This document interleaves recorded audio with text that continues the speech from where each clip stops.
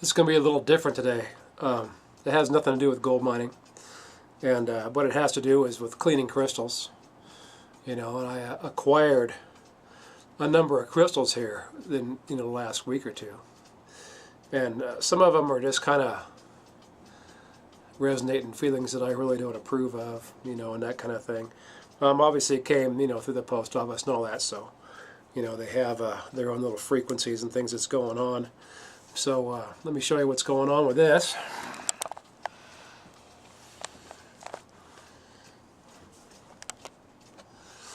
So what I got going on is I got this real nice little blue Lemurian seed crystal, which you can see right here.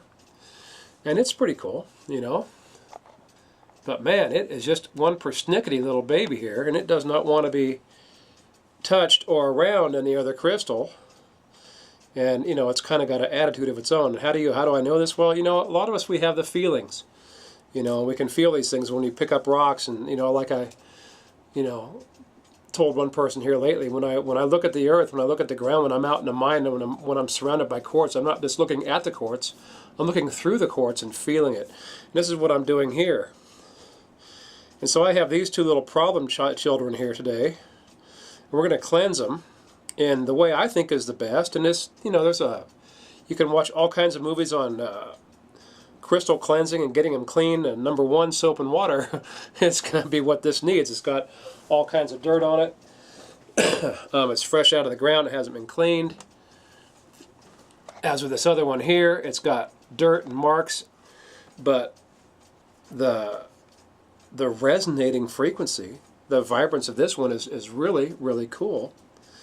And so what I have done is, this one here is fine. I'm going to leave it in the house for right now. These are all Lemurian seed crystals. This is every one of them. This one here just has the aqua blue on it. And we have another one here, the little tiny one. That'll go with that. But, what I did at first was,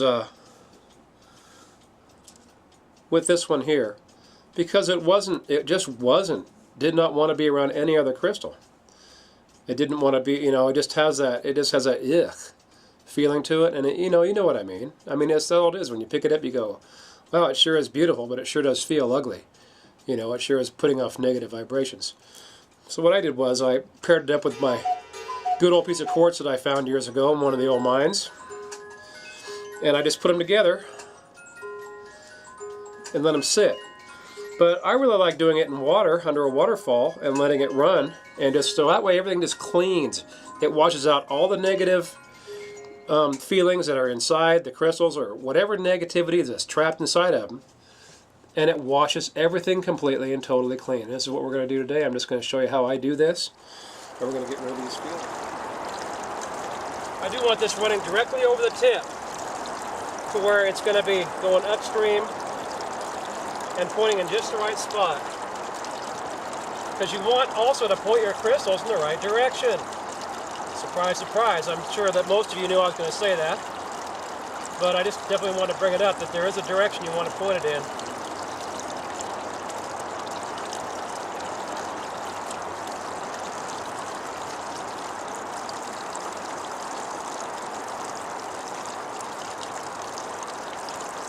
See, I will submerge this crystal later, but right now I'm just washing everything through it from the very point, letting it wash down into the ground, on downstream, on down into the ocean, which is where I'm at right here. This little one right here, I'm going to set it up here on the top.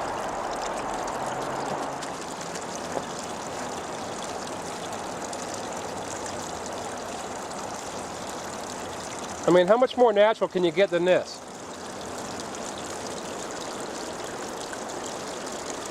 There's just no way. And of course, it's right next to a tree where everything's grounded. It's got nice moss growing on it. It's just beautiful. And it continues on down and it runs into the stream right here in front of my house, which is where we're at. Right here in front of the house. This is all it takes to cleanse your crystals.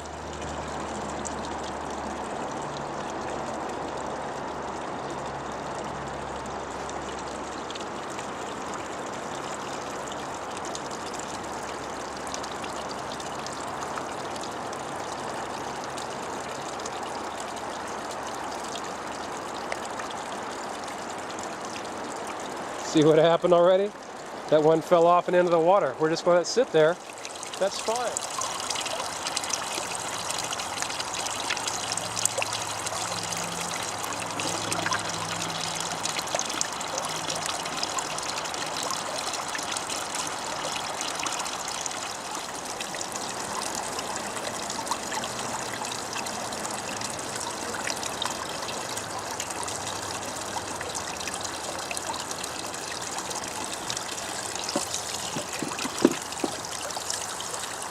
Every single one, I just want to give it its chance.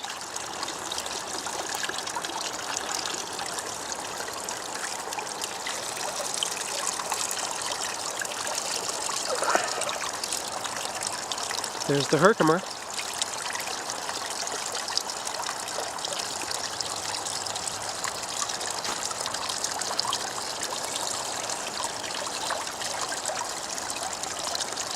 Here's a piece of quartz.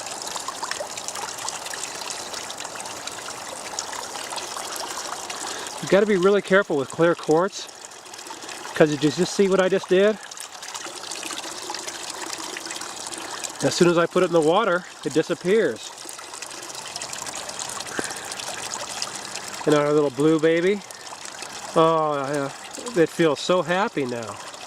Our little girl here feels so happy and nice. She's all clean, and that's what she wanted. She just needed to be cleaned, you know. Put this one back in here, and then I've got this too. This is actually a meteorite. This is the moldavite. Just a small piece that I picked up, and it's the same way. You put it in the water and it's going to disappear too, so I'm not going to let go of that one because it's too hard to see. It's too small. I think this is, we got a little bit of rainbow amethyst here, and all this has been in the strainer the whole time.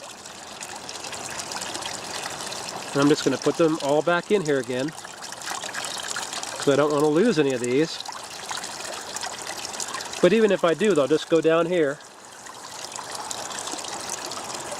into the water and get clean.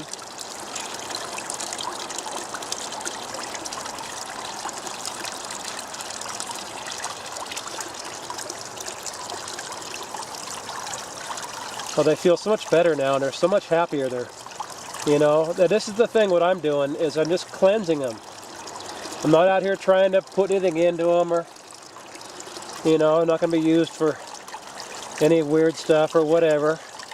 I just want clean, happy crystals around my house, and I've got a whole bunch of them around my house. So.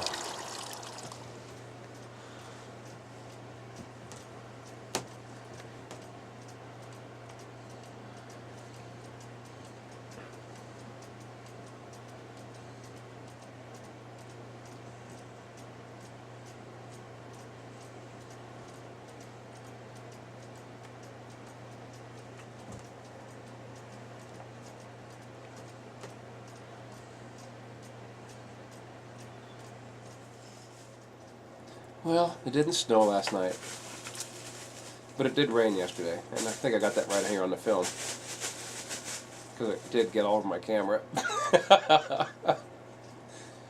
So, the crystals are still out there cleansing, you know, and I can feel the water flowing, and, you know, it's so good to clean it in water. I mean, it's natural. You know, and I, you know, using there's things that people can do to clean their crystals. And you can look on here, and there's tons of people on here that'll tell you all kinds of ways to clean your crystals. But for me, if it's not natural, it's not cleaning. So it's got gold all through the quartz, and this is how gold is formed. It comes up when the quartz was formed. The gold came up and formed right along with it, right along the outside edge, mostly of a quartz vein. You'll find if you have a vein 3 inches wide, the gold's going to be on probably the outsides on both sides. So, what's that have to do with the crystals that we're doing today? Well, not really anything. But then it does have something, because you always see people using the quartz, and the crystals do come out of the quartz. And just so, you know, I thought you'd like to see that, you know, because you can see the gold where it's coming actually out of the quartz right here.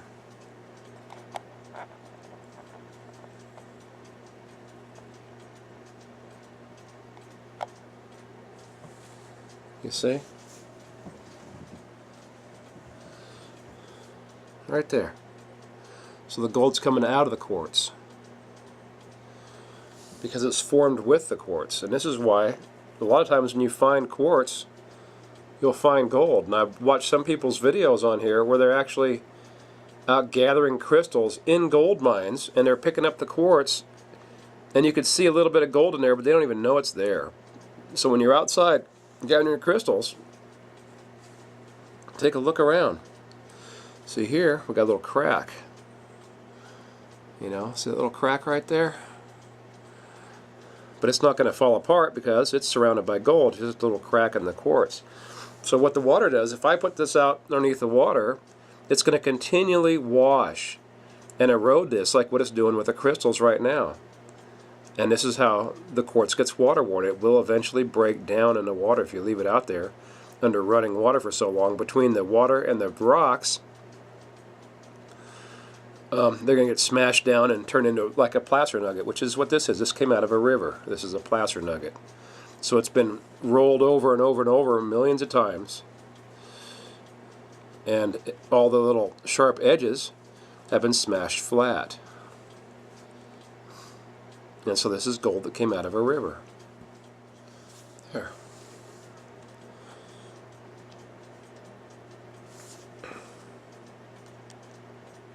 It's you know, 7:40 in the morning, and my crystals are still out there cleansing. They've been out there since, oh, I don't know, probably 11 o'clock yesterday, something like that when I went out there. And you can hear my cat. She's down here playing with my feet. You know, Puppy, my cat. We have Puppy the cat and we had Kitty the dog, because I always thought, you know, actually Kitty's not here anymore, but anyway, I had both of them, Puppy the cat and Kitty the dog. So I always wanted to go out and go, here, Kitty, Kitty, Kitty, and here have a dog come running up. And so, my sister named this cat Puppy. And she was here yesterday and helped me with the crystals, helped me put them in. And, what do you think? Want to get down? Okay. She's shy of the camera. She likes playing with my feet when I'm out here without socks on. And, so anyway, yeah, she wanted to be able to tell all of her friends, yeah, my crazy brother living up in the woods all by himself. He's got a dog named Kitty and a cat named Puppy. And she just rolls and laughs and cleanse my crystals in spring water. Because spring water is the cleanest, freshest water you can put them in. And it's, you know, you want to clean them where you're at. I mean, as far as the environment goes. But you have to remember when you use, you don't want to use city water, and I'll tell you why. Because you can't clean your crystals with regular city water. Because city water, what happens is it goes through a filter, okay, what you flush down your toilet, and you know, they clean it up as best they can, but whatever chemicals are left inside there, like the, you know, what they did with us here, you know, way down in Sacramento, which is like an hour or some odd from here, but the Sacramento Bee, they came out and they actually had to put it in the paper, please do not flush your prescription drugs down the toilet because they have no way of getting it back out. So what you're doing when you're living in the city and drinking city water is you're drinking all everybody else's chemicals that can't be filtered back out, the prescription drugs or whatever. You're drinking water that's already gone through somebody's system 100 times over. Okay? And even though they filter out the chemicals, they don't filter out the feelings. So city water is just not a good thing to use. Okay, up here we got nice clean water, spring water straight off the hillside. And this little tiny spring, this, you know, is one of the things that helps feed the ocean. And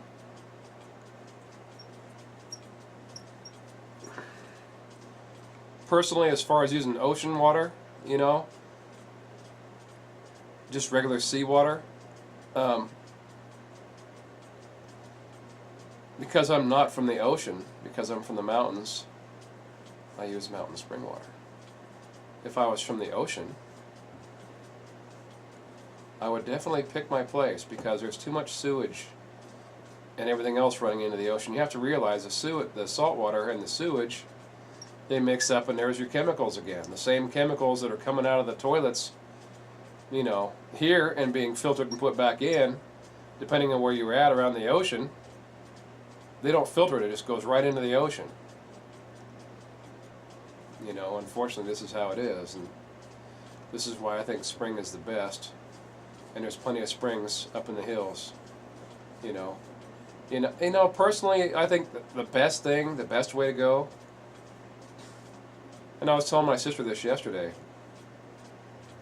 is you go down, you have a spot in the river where you can dive down to the bottom of the river and just put your crystals down there and let the water just flow through and let all the feelings and, you know, the marks in your crystals, all the thoughts, all the energy just run straight out and get clean. You know, I'd do that too, but right now I have snow and I don't feel like diving to the bottom of the river today, you know.